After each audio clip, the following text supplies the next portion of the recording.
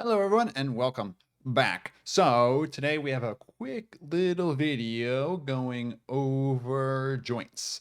So in this we're going to look at fibrous joints and sutures. Now there are another type of joint class called cartilage joints or cartilaginous joints, but we're not worried about those here. And then we'll look at some of the structures of synovial joints and the features of them. Synovial joints are any movable or highly movable joint.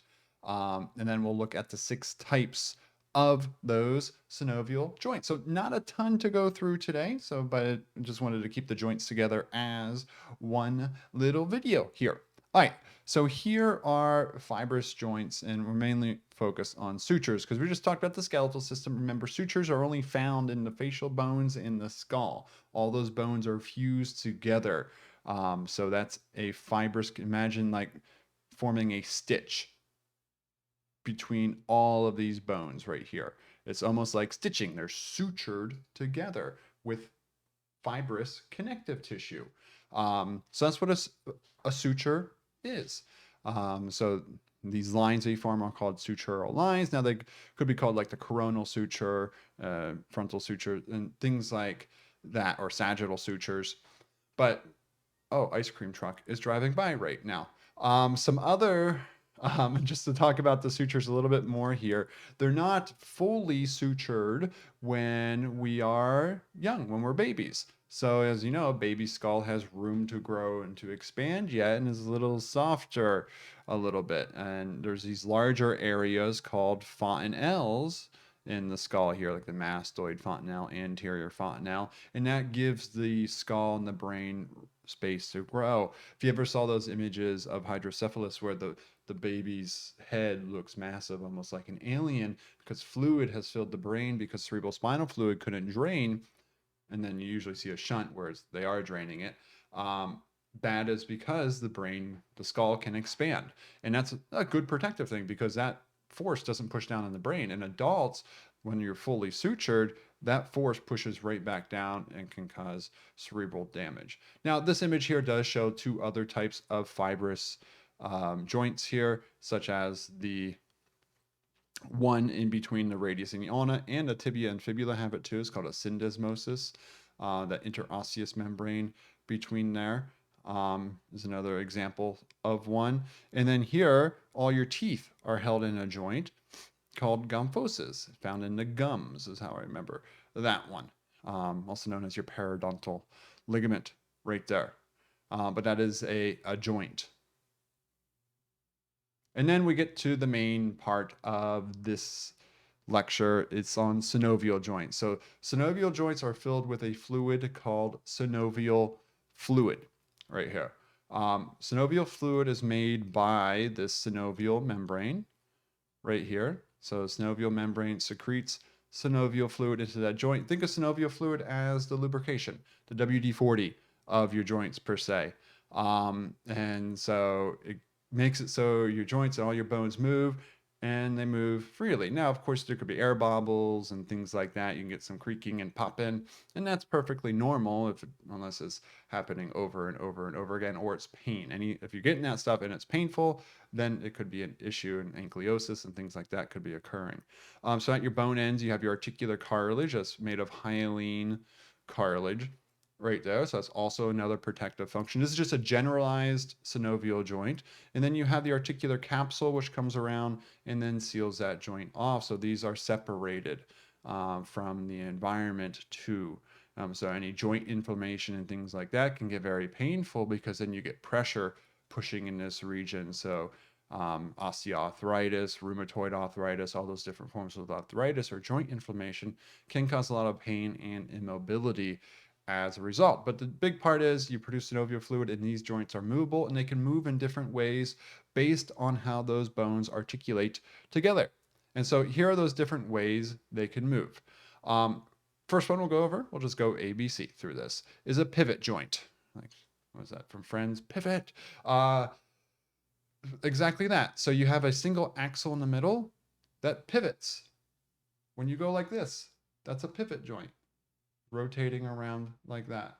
So your C2 is your axis. It has this little knob that sticks up called a dens. And when you shake your head no, you are going like that around the dens. Um, so there, example is showing between the C1 and C2 vertebrae. So that would be uniaxial direction. Same would be a hinge joint. So hinge joint would be going like this with your elbow.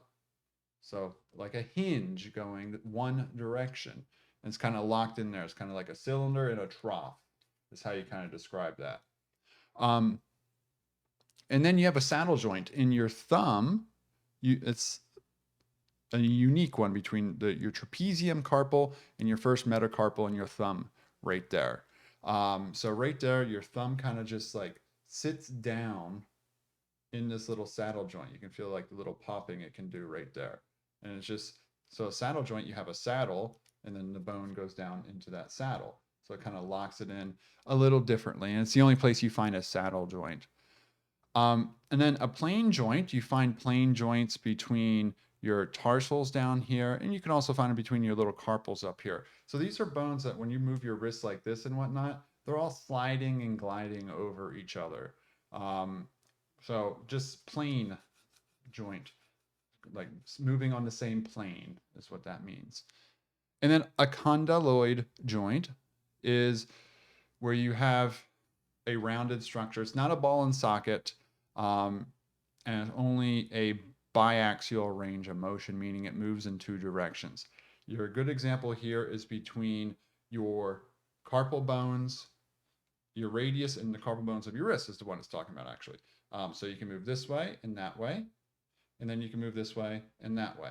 So only two directions. And you can combine those directions into circumduction. So this would be flexion, this would be extension, this would be adduction, abduction, but then you combine them and then you get circumduction. And that's still only, you form a cone in space. Rotation would be as if I could take my wrist and rotate it. Like imagine my wrist going that way. That's rotational. I can do that with my shoulder because my shoulder is a ball and socket and is multi-axial range of motion.